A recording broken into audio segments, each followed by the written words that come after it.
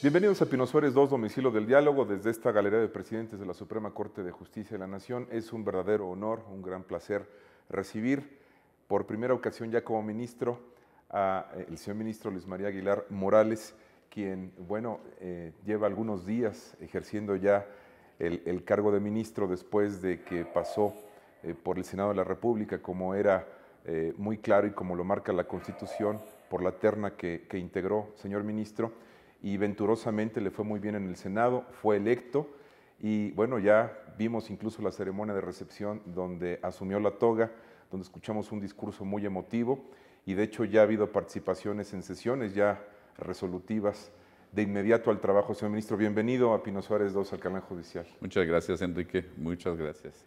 Señor ministro, yo quiero comenzar esta charla. Hemos tenido muchas oportunidades de platicar y ya hemos hablado de algunos pasajes de su vida. Sin embargo, yo quiero recapitular. Usted es abogado egresado de la UNAM y en alguna ocasión me comentó que también a la Universidad Nacional le agradecía el haber tenido la posibilidad de conocer a su señora esposa en esa etapa muy importante, siendo estudiante. Usted comenzó como mecanógrafo y lo hice con mucho orgullo. Fue secretario de juzgado, secretario de tribunal, obviamente secretario de Estudio y Cuenta en la Suprema Corte de Justicia, adscrito al Pleno, juez de distrito, magistrado de circuito, consejero de la Judicatura y el último peldaño de la carrera judicial, el más elevado, ministro de la Suprema Corte de Justicia. Un sueño muy anhelado, pero que quizá en el origen de esa carrera, con humildad como mecanógrafo, estudiando Derecho, señor ministro, pues se vea como un sueño difícil de alcanzar, pero de ninguna manera imposible, ¿no? Usted es muestra de ello. Sí, definitivamente cuando yo ingresé en 1968 a un tribunal colegiado de materia civil como mecanógrafo, bueno, pensar en llegar a ser ministro era impensable. Había realmente para mí una distancia tan grande, todavía yo no estaba ni siquiera en la escuela de Derecho, en la Facultad de Derecho, que entré hasta el 69, principios del 69. Entonces, para mí eso era una aspiración verdaderamente mágica. Pensar en la Suprema Corte era algo extraordinario. Lo sigue siendo, pero para aquel entonces lo veía yo como una meta muy lejana o imposible inclusive. Con los años, ya que estudié la carrera, ya que empecé como abogado y secretario de juzgado, después como secretario de colegiado, y cuando finalmente vine por primera vez a la Suprema Corte como secretario de Estudio y Cuenta, pues como que ya empecé a pensar más concretamente en que algún día podría yo a lo mejor llegar como ministro de la Corte. Esa fue la primera vez que vine a la Corte como secretario. Después tuve la oportunidad de ser secretario general de la Presidencia Oficial Mayor de la Corte con don Vicente Aguinaco, y esta es la tercera ocasión en que me reincorporo a la Corte a trabajar ahora como ministro. Usted lo evoca y sí quiero recordarlo, el señor ministro en paz descanse, Aguinaco Alemán, fue una figura muy importante en su vida, señor ministro, un ejemplo muy importante en un momento en el que usted realizó funciones muy destacadas aquí en el Tribunal Constitucional. Pues qué bueno que piensen que fueron destacadas, fueron labores muy importantes e interesantes que el ministro presidente, don Vicente, tenía a su cargo. Habiéndose transformado la Suprema Corte en su estructura y creado el Consejo de la Judicatura Federal en ese 94-95. Tras esa gran reforma, ¿no?, del presidente Zedillo, que modificó la Constitución de una manera profunda en el aspecto de la Suprema Corte y de la creación de este organismo que es el Consejo, pues a don Vicente le tocaba, como el primer presidente de la Corte y del Consejo, instrumentar todo esto, operarlo.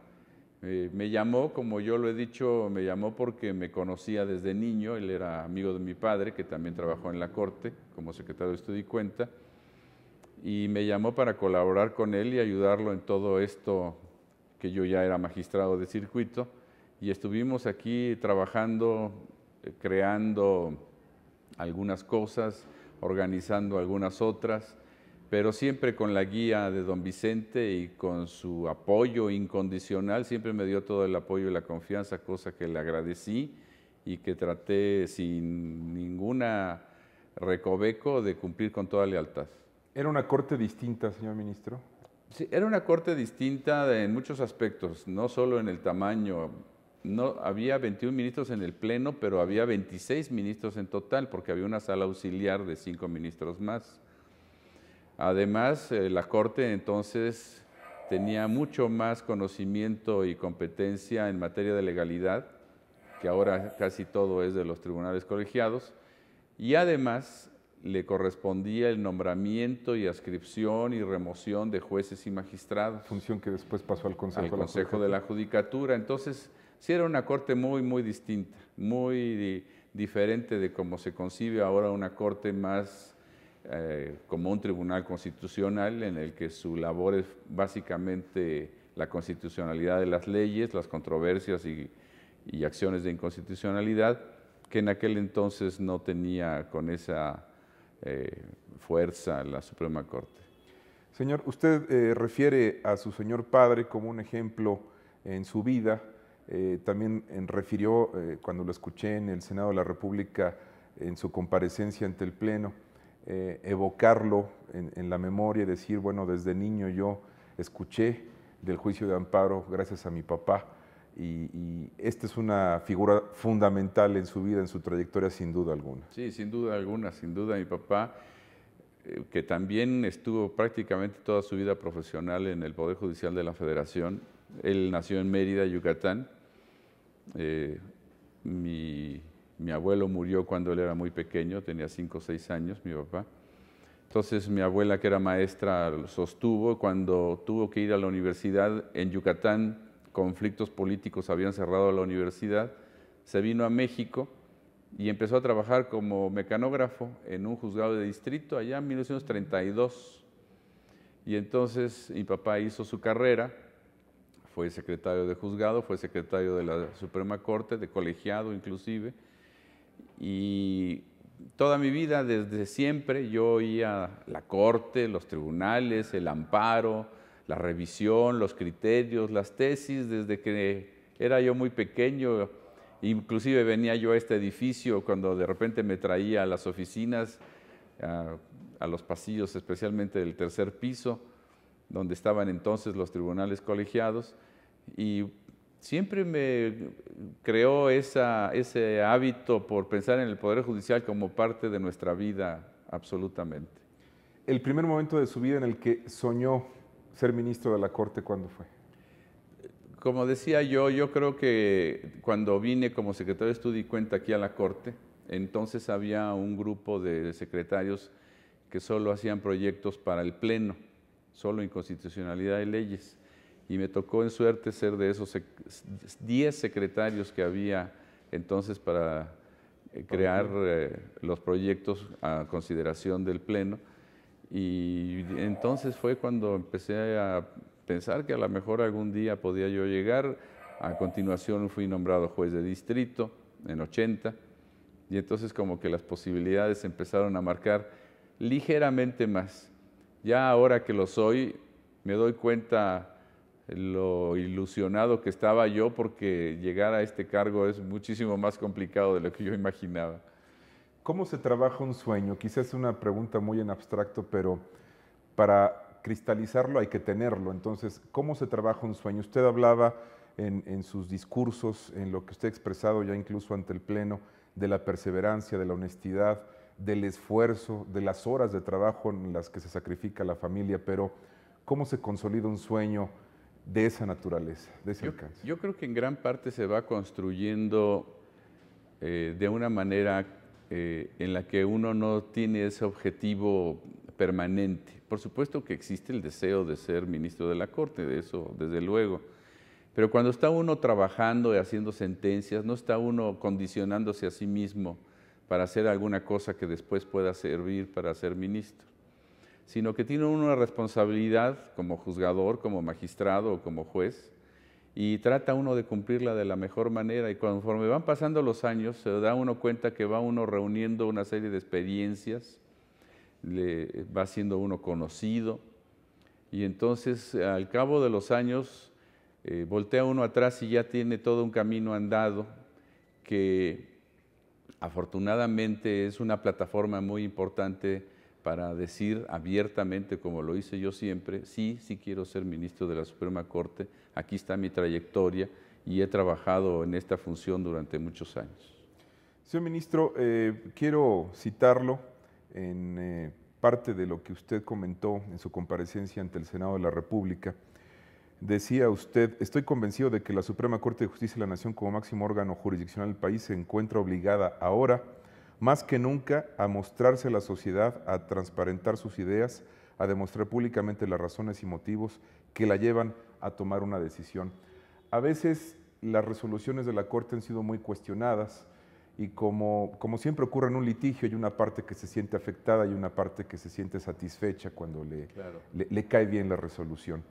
Pero me parece que su reflexión va mucho más allá de eso, sí. Sobre todo en la forma en la que los jueces constitucionales deben de mostrar a la sociedad el análisis y los motivos que los llevan a resolver como resuelven.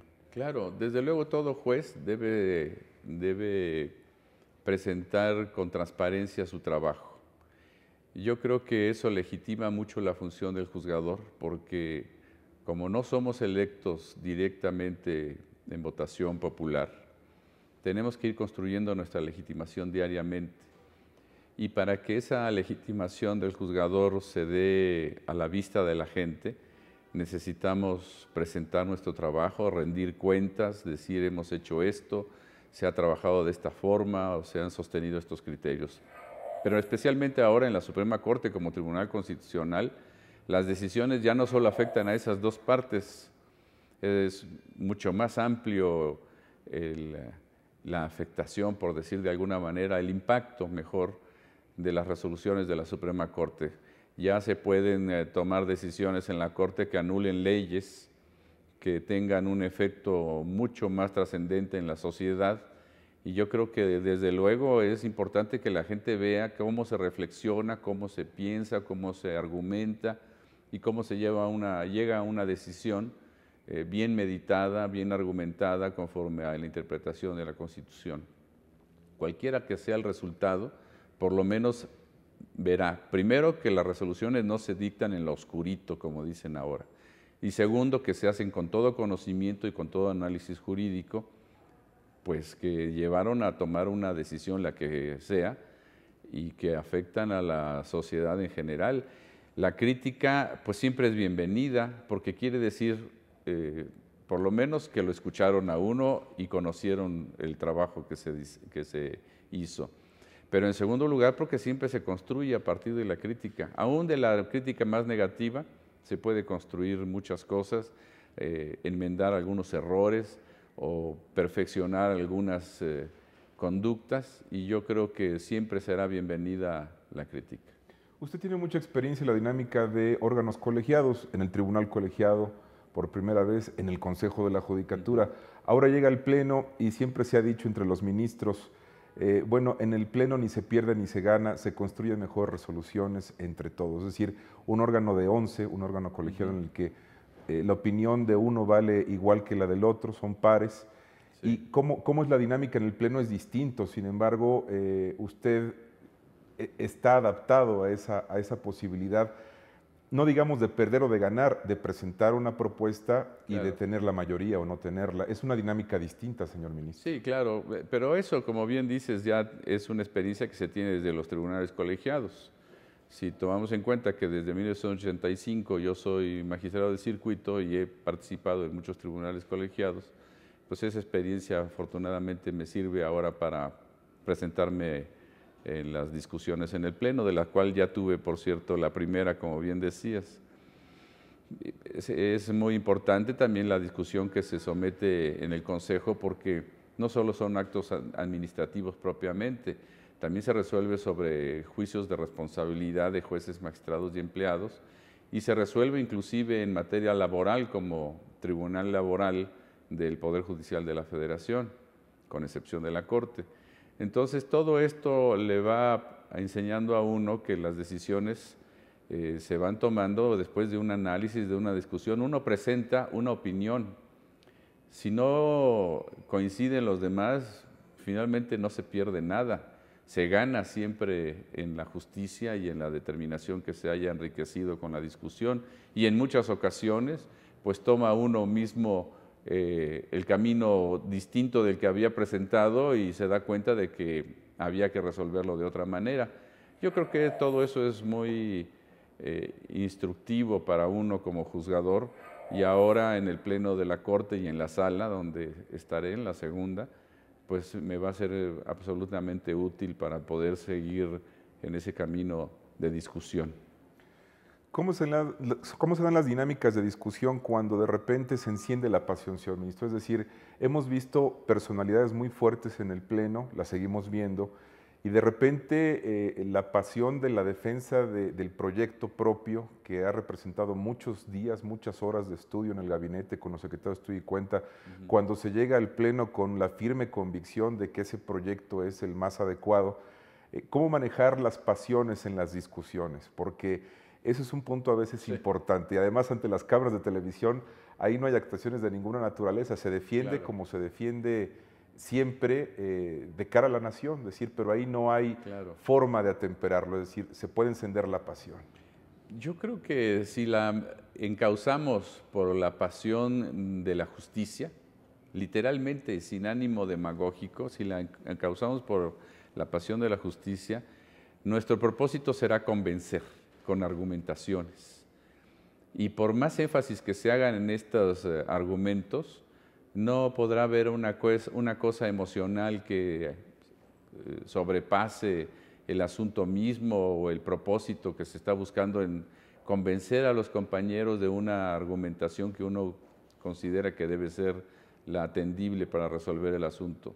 Pero insisto, incluso si a uno en la misma discusión le hacen ver que no está uno en lo correcto, pues asumirlo plenamente, porque no se trata de sostener a rajatabla una opinión y no ceder, se trata de hacer la mejor resolución que la justicia constitucional mejor le convenga. Señor ministro, usted ha hablado de dos temas últimamente que han llamado la atención y han sido muy referidos en los medios. Protección a los derechos humanos. Usted se comprometió de forma muy contundente en el Senado de la República antes de protestar como ministro a este tema. Y también hizo alguna reflexión sobre la facultad de investigación que todavía le dota la Constitución a la Suprema Corte de Justicia. Me gustaría saber sus comentarios sobre esto. Bueno, la defensa de los derechos humanos y garantías constitucionales que señala nuestra Constitución, pues esa es la meta básica de un tribunal constitucional y de un juzgador de amparo. Esa es la función esencial que se debe buscar. En ese aspecto, la defensa tiene que estar en función del juez en una interpretación generosa y amplia, siempre jurídica y jurisdiccional, pero generosa y amplia, de la norma constitucional. Siempre hay que pensar que el constituyente, cuando establece un derecho a favor de las personas, lo hace con mucha amplitud. Hay que encontrar esa amplitud, hay que encontrar cuál es ese sentido para que la gente pueda, primero, ser defendida ante el abuso de la autoridad y segundo, pueda conciliar sus propios intereses con los demás para poder llegar realmente a una convivencia social, pacífica, de razón. A mí me satisface mucho, y por eso lo dije también en mi discurso, que cada vez los jueces están más en el juego de los conflictos nacionales. Cada vez más las autoridades y las personas llevan sus conflictos a los jueces, lo cual es magnífico, porque entonces se desecha la violencia para llevarlo al camino de la razón, que son los tribunales. Y eso es muy bueno. Sin duda, señor, este es un tema que construye confianza para la institución. Claro, por supuesto. Es lo que yo decía. Y si toda esta labor se hace con transparencia, con apertura, que se vea cómo se discute, cómo se argumenta, por qué se llega a una conclusión, pues qué mejor. Yo creo que esto es muy importante para todos los tribunales, pero especialmente para la Suprema Corte. Otra cita de su intervención en el Senado dice: mi compromiso, en fin, es actuar con valentía y fortaleza contra la corrupción, cualquiera que sea su cara, y asegurar el cumplimiento de la garantía sustancial patrimonio de todos, contenida en el artículo 17, que manda una justicia pronta, completa, imparcial y gratuita. El tema de la corrupción es un tema complicado para el Poder Judicial. Usted como consejero lo vivió en el sentido de, bueno, ejercer disciplina con los funcionarios Sí. públicos, con los jueces federales. No es un tema que sea ajeno. Sin embargo, la sociedad espera una mejor imagen de sus jueces federales. Y Sí. siendo autocrítico, señor ministro, siempre se nos ha referido que la imagen de los jueces a veces no es la mejor que percibe la sociedad. Sin importar si es el foro común o el foro federal, a veces la sociedad percibe la figura del juez de una manera un poco maltrecha. ¿Cómo Sí. funcionar con este concepto de combate a la corrupción en el mejoramiento de la imagen de los jueces? Yo creo que, como tú bien decías, y la gente no tiene por qué distinguir realmente entre los jueces del Foro Común y los jueces federales. Hay una percepción, desgraciadamente, de una mala calidad de los jueces. Sin embargo, yo que he estado muy cerca, no solo como juzgador, sino ahora que estuve en el Consejo de la Judicatura 5 años y siempre en la Comisión de Disciplina en los 5 años, me di cuenta que en realidad en la justicia federal tenemos una gran calidad de jueces, gentes muy confiables, personas de bien que buscan cumplir con su trabajo con toda diligencia y con toda honradez. Y yo creo que todo esto ojalá que fuera más conocido por la población.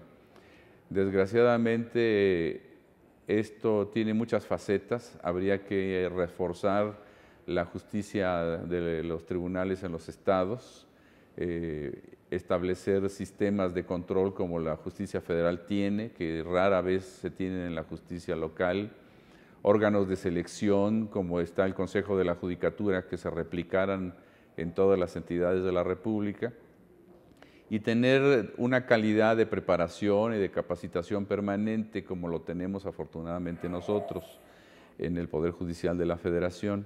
Todo esto me hizo ver que el problema de corrupción en el Poder Judicial entre los jueces y magistrados federales afortunadamente es mínimo, es casi inexistente.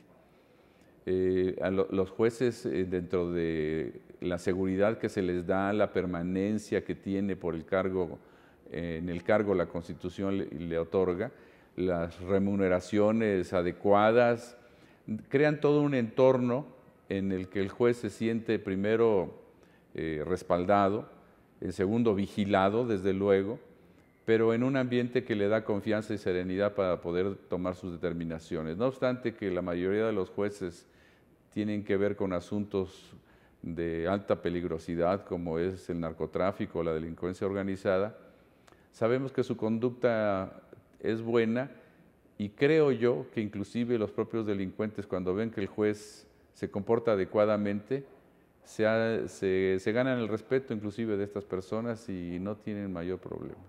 Señor ministro, para finalizar nos quedan aproximadamente 3 minutos, no quiero desaprovechar la oportunidad. Usted ya recibió la toga. ¿Qué sintió cuando se puso la toga en el Pleno? Usted ha acudido miles de veces a ese salón plenario, pero ahora fue una ocasión muy emotiva. Le escuchamos agradecer a sus padres, a su señora esposa, a sus hijas, a sus nietos, a su familia. ¿Qué sintió cuando recibió la toga, cuando ya la tenía puesta y cuando se paró por primera vez a pronunciar el discurso?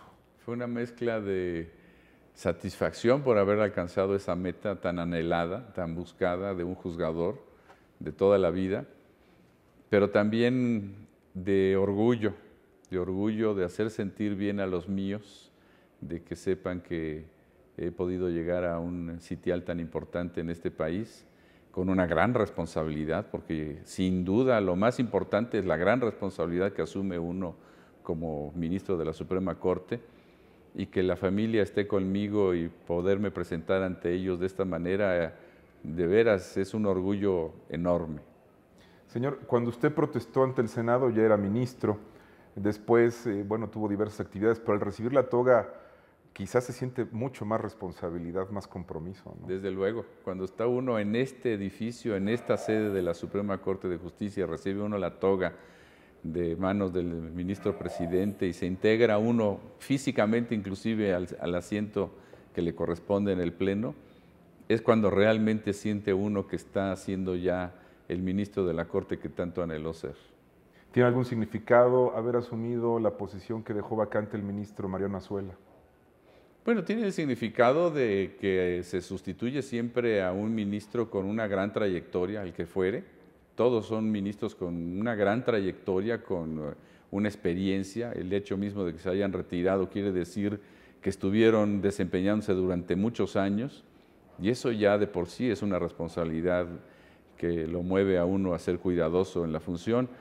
Pero además, bueno, don Mariano es una gente reconocida y que de alguna manera tiene uno que cumplir con el deber de tener calidad profesional. Eso no quiere decir que la tendencia ideológica o el pensamiento deba coincidir.